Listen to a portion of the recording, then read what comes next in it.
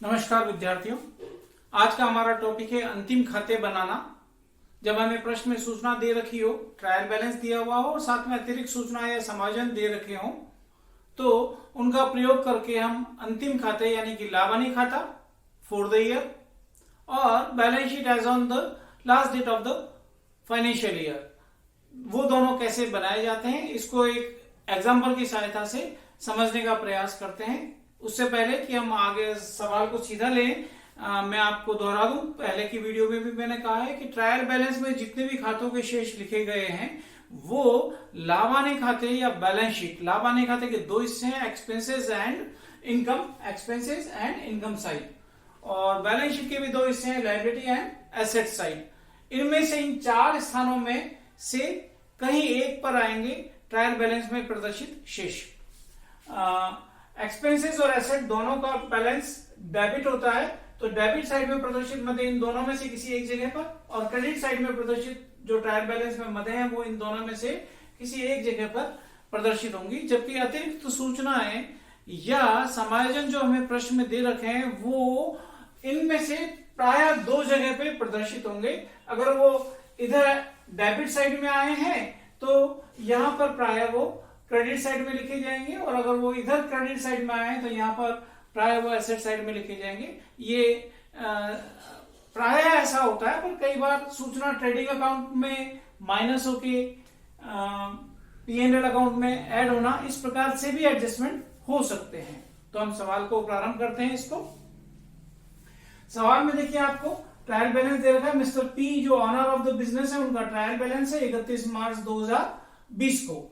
पहला आइटम है परचेज, जिसकी राशि है 3,10,000 रुपया। तो परचेज को ट्रेडिंग अकाउंट में दिखाइए 3,10,000 रुपया। ये उसके बाद में सेल्स की राशि है 4,15,000 रुपया। तो 4,15,000 रुपए को क्रेडिट साइड में बताइए ट्रेडिंग अकाउंट में। फिर स्टॉक जो है ट्रायल बैलेंस में वो ओपनिंग स्टॉक होगा, तो ये 50,000 रुपए इस जगह पर प्रदर्शित है। उसके बाद में कैश संपत्ति है, बैलेंस शीट में प्रदर्शित कीजिए, ये यहां पर है 14,100। फिर piece capital, honours capital, credit balance इसका अपने को दे रखा है। तो बिजनेस और बिजनेस का ऑनर दोनों सेपरेट एंटिटी माने जाते हैं। ये कंसेप्ट है सेपरेट एंटिटी कंसेप्ट। उसके आधार पर तो ये व्यवसाय के लिए लायबिलिटी है कि मालिक को चुकाना है वापस 2,88,000 रुपया। तो ये यहाँ पर प्रदर्शित है 2,88,600। इसी प्रकार से ट्रायल बैलेंस में आपको ड्राइंग्स दे रखे हैं 4,000 रुपया। तो ये एक जगह पर आएगा, और वो कहां पर आएगा, कैपिटल में से माइनस कर दिया जाएगा यहां पर 4,000 रुपया। फिर सैलरीज दे रखी है 74,500। ये P&L अकाउंट का अमाउंट है, तो P&L अकाउंट के अंदर एक्सपेंसेस को उसको डेबिट कीजिए। एडवर्टाइजिंग भी एक्सपेंसेस है, P&L अकाउंट के अंदर डेबिट कीजिए 17,000 रुपया। फिर फर्नीचर एसेट है, फर्नीचर एसेट है तो एसेट बैलेंस शीट में जाएगी 22,000 रुपया, यहां पर फर्नीचर के नाम से लिखा हुआ है ये। उसके बाद में मोटर कार भी एसेट है, तो बैलेंस शीट में जाएगी मोटर कार 48,000 यहां पर है। उसके बाद में बेड डेट्स दे रखा है 2,000 रुपया, तो ये बेड डेट जाएगा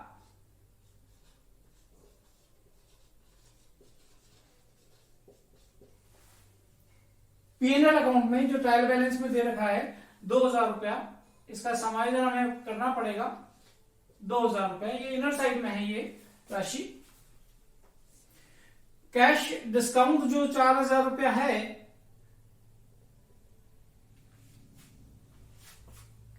कैश डिस्काउंट जो 4,000 रुपया है वो डेबिट साइड में प्रदर्शित है। P&L अकाउंट में आएगा यहां पर 4,000 रुपया।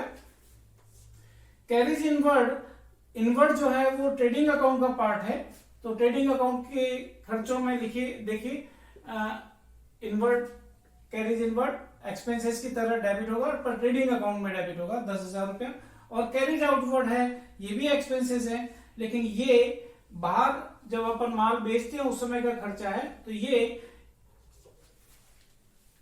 P&L अकाउंट में डेबिट किया जाएगा 22,000 रुपया। उसके बाद में वेजेज, ध्यान है वेजेज एंड सैलरी होता है, तो हम ट्रेडिंग अकाउंट में लिखते हैं, और सैलरी एंड वेजेस होता है तो हम P&L अकाउंट में लिखते हैं। पर यहां तो वेजेस ही है सिर्फ, इसको आप दर्शाइए ट्रेडिंग अकाउंट में outstanding liability for expenses. Outstanding liabilities for expenses को डेबिट साइड में लिखा हुआ है, तो P&L अकाउंट में इसको प्रदर्शित कीजिए 11,000 रुपए। सन्डी क्रेडिटर्स 40,000 रुपए, या लायबिलिटी है, लायबिलिटी बैलेंस शीट में जाएगी तो लायबिलिटी साइड में क्रेडिटर्स हैं 40,000 रुपए के। उसके बाद में डेटर्स दे रखे हैं डेबिट साइड में, तो डेटर्स एसेट है, तो ये बैलेंस शीट में 1,00,000 रुपया डेटर्स का अमाउंट यहां पर। और ये है sales manager's commission. Sales manager commission debit side में बता रखा है, तो ये खर्चा है 35,000 रुपए का, तो इसको प्रदर्शित आप कीजिए यहां पर P&L अकाउंट में 35,000 रुपया। तो इस प्रकार से आप देख रहे हैं कि हमने जो ट्रायल बैलेंस में राशियां देखी, खातों के शेष जो देखे, उसको हमने कहीं ना कहीं 4 स्थानों में से एक स्थान पर प्रदर्शित कर दिया इन अंतिम खातों में। अब हम देखते हैं कि अगर हमें समायोजन प्रश्न में दे रखे हैं तो उनका समायोजन कैसे होगा। इसके लिए मैंने कुछ साथ में समायोजन लिखे हुए हैं, मैं समायोजन को बोल रहा हूं और साथ में उसका जो प्रभाव है उसको यहां पर नोट भी कर रहा हूं, अमाउंट को भी लिख रहा हूं। 31 मार्च 2020 को स्टॉक 1,45,000 रुपए का था, तो ये यहां पर आएगा क्लोजिंग स्टॉक ट्रेडिंग अकाउंट में 1,45,000 रुपए का एक जगह पर, और दूसरी जगह पे भी आना है क्योंकि ये समायोजन है। तो बैलेंस शीट में इसको यहां पर प्रदर्शित कर रहा हूं मैं, क्लोजिंग स्टॉक, या केवल स्टॉक प्रदर्शित करें, स्टॉक है 1,45,000 रुपए का, दो जगह पे आ गया। फिर पी ने 5,000 के माल का आहरण किया, पी जो ऑनर ऑफ द बिजनेस है उसने 5,000 के माल का आहरण किया, तो ट्रेडिंग अकाउंट में परचेज में से इसको माइनस कर दीजिए, माल के आहरण को, ड्राइंग्स को माइनस कर दीजिए यहां पर, और बैलेंस शीट में कैपिटल में से माइनस कर देंगे। ये फिर ड्राइंग है फर्दर, ये गुड्स का है, ये भी माइनस हो जाएगा यहां पर। तो दो जगह पे ये राशि आ गई। 11,000 रुपए का वेतन 2018-19 वर्ष से संबंधित था। हमारा जो वर्ष है वो 2019-20 को 31 मार्च को खत्म हो रहा है, यानी पिछले वर्ष से संबंधित था, जिसका आयोजन नहीं किया गया था। इस वर्ष अदत्त दायित्व को डेबिट कर चुकाया गया। तो अदत्त दायित्व जो हमारे पास में है, आउटस्टैंडिंग लायबिलिटी फॉर एक्सपेंसेस 11,000 रुपया, इसको डेबिट करके, यानी कि इस राशि को कम करके उसका पेमेंट कर दिया गया। तो इसमें से 11,000 रुपए इसको हम माइनस करेंगे तो ये राशि आउटर कॉलम में शून्य हो जाएगी। और ये जो पिछले साल का था, ऑनरशिप बिजनेस है ये, तो यहां पर 11,000 रुपया सैलरीज का जो पिछले गत वर्ष का था, तो उस साल में अगर खर्चा डेबिट होता तो लाभ को कम हो जाता, तो ये लाभ को हम यहां पे कम कर रहे हैं, 11,000 रुपया उसकी कैपिटल कम हो जाएगी। क्रय में 10,000 रुपए के फर्नीचर का क्रय शामिल है, तो परचेज में माल का परचेज होना चाहिए, एसेट का परचेज इसमें शामिल नहीं होना चाहिए था। तो एसेट का जो परचेज है वो यहां पर 10,000 रुपए का सब्ट्रैक्ट कर दे, और फर्नीचर को वर्ष के दौरान आपने क्रय किया है तो वो 10,000 रुपए फर्नीचर की राशि को बढ़ा देगा। 10,000 रुपए यहां पर इस प्रकार से ही शो कर दें, तो 10,000 और 10,000। उसके बाद में देनदारों में 5,000 के डूबत ऋण शामिल हैं। तो देखिए ध्यान से, बैड डेट्स ऑलरेडी यहां पर हैं, जो दे रखे हैं वो है 2,000 रुपया, जिसको हमने पहले ही यहां पर प्रदर्शित कर दिया। फिर वो कहता है कि देनदारों में और शामिल हैं 5,000 रुपए के डूबत ऋण, तो ये फर्दर बैड डेट्स के नाम से इसमें 5,000 रुपया हम ऐड कर देंगे, जुड़ेगा ये 5,000 रुपया। और इधर जब देनदारों की राशि है तो वो जो बाकी है वो राशि 5,000 रुपए यहाँ पे सब्ट्रैक्ट कर दी जाएगी, 5,000 रुपया। उसके बाद में लेनदारों में के का 4,000 रुपए का शेष सम्मिलित है, जिसके लिए संबंधित पक्ष से 1,000 के लिए पूर्ण निपटारे के लिए कहा गया है, कह दिया है उनको कि 1,000 में पूर्ण निपटारा कर दें। तो डिस्काउंट ऑन क्रेडिटर्स जो है वो 4,000 माइनस 1,000, 3,000 रुपए का डिस्काउंट ऑन क्रेडिटर्स हो रहा है। तो जब हम यहाँ पे क्रेडिटर्स की राशि एक जगह पे, तो ये 3,000 यहां पर आया, और दूसरी बार ये क्रेडिटर्स के अमाउंट को 3,000 रुपए से कम कर देगा, क्रेडिटर्स में इसका समायोजन हो जाएगा। तो आउटर कॉलम में 3,000 यहां पर और 3,000 यहां पर, इसका समायोजन। विक्रय में 15,000 रुपए का माल ऐसा शामिल है जो मिस्टर टी को अनुमोदन या अप्रूवल के लिए भेजा गया था, परंतु 31 मार्च 2020 तक, यानी कि क्लोजिंग डेट तक, वर्ष के अंतिम तिथि तक बिना बिका रहा, यानी कि सेल्स नहीं है, वो उनके पास में गुड्स पड़ा है, वो हमारी एसेट है। तो इसकी लागत 10,000 रुपए थी। तो सेल्स में ये राशि शामिल है कितने रुपए की? 15,000 रुपए की शामिल है। तो पहले तो सेल्स में से इस 15,000 रुपए को अप्रूवल सेल्स के नाम से माइनस कीजिए, तो आउटर कॉलम में सेल्स रह जाएगी 4 लाख रुपए की। पहली बार सेल्स कम होंगे तो साथ में चूंकि अप्रूवल के लिए भेजा हुआ था तो वो डेटर्स की तरह इसमें शामिल होगा। इस 15,000 रुपए को डेटर्स की वैल्यू में से कम कर दीजिए, तो 1 लाख में से 5,000 और 15,000 कुल मिला के 20,000 अब तक कम हो चुका डेटर्स की वैल्यू, यानी 80,000 रुपए डेटर्स की वैल्यू है। दूसरी बात कि इसी बात के लिए ये कहा है कि ये तो सेल्स का एडजस्टमेंट हमने कर लिया कि अप्रूवल के लिए जो सेल्स बेचा माल उसके पास में पड़ा था, तो सेल्स को आपने रिड्यूस कर दिया और डेटर्स को कम कर दिया। लेकिन वो जो गुड्स है वो हमारी एसेट है, वो हमारी एसेट की लागत कितनी है? इन्वेस्टमेंट और स्टॉक को हमेशा लागत या बाजार मूल्य जो भी कम है उस पर प्रदर्शित करते हैं, ये हमें मालूम है। तो लागत हमें दे रखी है इसकी 10,000 रुपया। तो क्लोजिंग स्टॉक में ये जो 10,000 रुपया है इसका शामिल हो जाएगा। तो इसको ट्रांजेक्शन इस प्रकार से किया जाएगा, क्लोजिंग स्टॉक में यहां पर शामिल करें और क्लोजिंग स्टॉक में वापस 10,000 रुपया जो लागत मूल्य है उस अप्रूवल सेल्स का, वो यहां पर शामिल कर लें। देनदारों पर डूबत ऋण के 5% का आयोजन करना है। तो देनदारों की राशि है, यहां पर देखिए नेट अब तक कितना हो गया देनदार, इनको समायोजित कर लें और कोई समायोजन इससे रिलेटेड नहीं है। तो देनदारों का वैल्यू हो गया 80,000 रुपया नेट, और 80,000 रुपए के अपने को आयोजन कितने रुपए का रखना है? 5% का। तो ये न्यू जो प्रोविजन है 80,000 का 5% अगर हम कर लेंगे तो ये हो जाएगा 4,000 रुपया।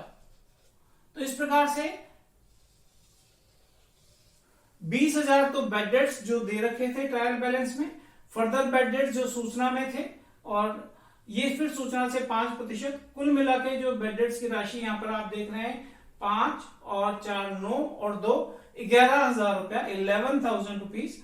हमारे पास में कोई भी ओल्ड प्रोविजन नहीं था ट्रायल बैलेंस में, अगर वो होता तो सब्ट्रैक्ट कर देते। फिलहाल आउटर कॉलम में जो राशि बेड डेट्स की आएगी वो आएगी 11,000 रुपीज।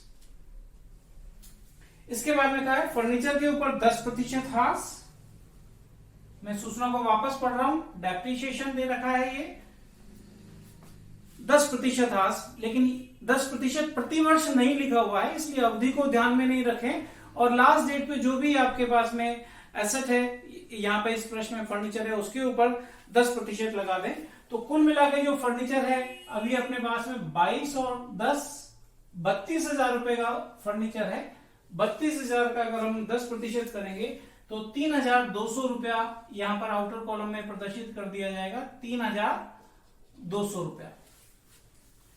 फिर कार के ऊपर हाथ से वो है 20%, तो फिर डेप्रिसिएशन करेंगे, true depreciation this time on car. Value of car is 48,000। 48,000 का अगर अपन 20% करेंगे तो इट कम्स टू 9,600। 600। फिर है विक्रयकर्ता कुल विक्रय पर 10% कमीशन का अधिकारी है। एक कमीशन तो पहले से ही अपने को ट्रायल बैलेंस में दे रखा है, उसका 35,000 रुपया, और कुल विक्रय का 10% कमीशन का अधिकारी है। कुल विक्रय अगर आप यहाँ पे देखें तो ये समायोजन करने के बाद में आया है 4 लाख रुपया। 4 लाख का 10% करेंगे तो 40,000 रुपये हो जाएगा। इसका मतलब ये हुआ कि 5,000 रुपया उसका आउटस्टैंडिंग रह गया। कुल मिला के उसका कमीशन था 40,000 रुपया, 35,000 रुपया ऑलरेडी आपके खाते में है, इसका मतलब ये चुकाया जा चुका है। तो आउटस्टैंडिंग कमीशन है वो है 5,000 रुपए का। इसको 2 जगह पे प्रदर्शित करना है इसको भी, तो आउटस्टैंडिंग कमीशन यहां पर आ जाएगा 5,000 का। इससे पहले हमने 2 राशियां भी यहां पे प्रदर्शित की हैं, देखिए उनको दूसरी जगह पे लिखना था कि डेप्रिसिएशन जो फर्नीचर का था वो माइनस करना था अपने को, इसमें से 32,000 में से माइनस करेंगे 3,200 रुपया, तो आउटर कॉलम में जो राशि आएगी वो आएगी 28,800। ऐसे ही मोटर कार का जो डेप्रिसिएशन है वो 9,600। इस मोटर कार के वैल्यू में से 9,600 को कम कर दें तो आउटर कॉलम में ये राशि आ जाएगी 38,400। और एक हमने आयोजन अभी किया था 5% डेटर्स के ऊपर, तो ये नया आयोजन है 4,000 रुपए का। न्यू प्रोविजन था 4,000 रुपए का, ये 4,000 रुपए इसमें से माइनस हो जाएगा। तो आउटर कॉलम में ये जो वैल्यू हो जाएगी वो 80 में से 4 माइनस कर दें तो 76,000। स्टॉक आउटर कॉलम में हो जाएगा 155,000। और कोई अपने बात में सूचना नहीं है तो मैं इसको कंप्लीट करता हूं कि इधर आपके पास में 1,55,000 आप टोटल कर ले। 1,55,000 और 4 लाख दोनों को अगर अपन जोड़ लें तो ये हो जाएगा 5,55,000। 5,55,000 इस साइड में प्रदर्शित कीजिए तो बैलेंसिंग फिगर के रूप में ग्रॉस प्रॉफिट आ जाएगा, क्योंकि इनका योग है आप देख रहे हैं। ये आउटर कॉलम में और प्रदर्शित करना है। 3,10,000 में से 15,000 कम कर दें 2,95,000 ये हो जाएगा। 295 प्लस 50 प्लस 20 प्लस 10, इसको अगर अपन 5 लाख में से माइनस कर दें तो ये आता है 1,80,000 रुपया। इस 1,80,000 रुपए को यहां पे लेके आइए ग्रॉस प्रॉफिट में 1,80,000 रुपया, और डिस्काउंट इसमें 3,000 रुपया, दोनों का मिला के क्रेडिट साइड का योग बनता है 1,83,000। 1,83,000 रुपए का टोटल बनता है। और इधर भी हम यही करेंगे कि जो टोटल जो ये सारे राशियों का हो रहा है, इस टोटल को 1,83,000 में से माइनस कर देंगे। मैं 1-2 आइटम यहां से हटा रहा हूं ताकि आप देख पाए। डेप्रिसिएशन की वैल्यू को लिखने के लिए, मात्र समझाने के लिए हटा रहा हूं कि नीचे टोटल है यहां पर 1,83,183,000, और इनके सभी के टोटल को अगर अपन माइनस कर देंगे तो एक बैलेंसिंग फिगर बचेगी जिसका नाम है नेट प्रॉफिट। और ये बैलेंसिंग फिगर जब आप सब्ट्रैक्ट करते हैं तो वो आती है 1,700। तो इस प्रकार से हमारा ट्रेडिंग एंड P&L अकाउंट पूरा हो गया। पी ने जो पूरे वर्ष के दौरान जो भी वित्तीय व्यवहार किए, उन वित्तीय व्यवहारों का परिणाम यह है कि उसको लाभ हुआ है 1,700 रुपए का। ये लाभ यहां से, ये राशि ट्रायल बैलेंस से नहीं ली, हमने कैलकुलेट की है। ये एक बार यहां पर आई, एक बार और आएगी। लाभ से व्यक्ति का जो ऑनर ऑफ द बिजनेस है उसकी पूंजी बढ़ेगी 1,700 रुपए से। तो इस प्रकार से इन सब के नेट योग को आउटर कॉलम में प्रदर्शित करें, कैपिटल में ये सारे समायोजन करके। तो ये राशि आती है 2,70,300। इसमें क्रेडिटर आउटर कॉलम का है वैल्यू 37,000 और आउटस्टैंडिंग जो कमीशन है वो है 5,000। इसको जोड़ दें तो टोटल आएगा 3,12,500।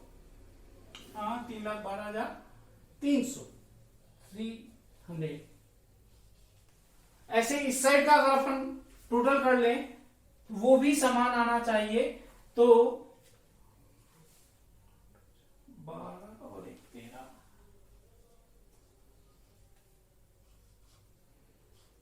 ये भी आता है 3,12,300। तो दोनों पक्षों का योग समान हमेशा होता है बैलेंस शीट में। 3,12,300 दोनों पक्षों का योग है। तो इस प्रकार से अगर हमें प्रश्न में जो सूचनाएं दे रखी हो ट्रायल बैलेंस की, उनको एक जगह पर, और जो सूचनाएं अतिरिक्त सूचनाएं दे रखी हैं समायोजन जो प्रश्न में दे रखे हैं ट्रायल बैलेंस के बाद में, उनको इनमें से कहीं पर भी पर दो जगह पर प्रदर्शित करते हुए इस प्रकार से हमें अंतिम खाते बनाने होते हैं। ये वित्तीय वर्ष का परिणाम आ गया, इसको हमने उसके कैपिटल में ऐड किया और उसके बाद में बैलेंस शीट को जोड़ लिया। दोनों पक्षों का योग हमेशा बराबर होगा। तो ऐसे ही जो भी समायोजन दे रखे उनको सावधानी पूर्वक सही जगह पर समायोजित करेंगे तो बैलेंस शीट का योग भी हमारा मिलेगा। Thank you.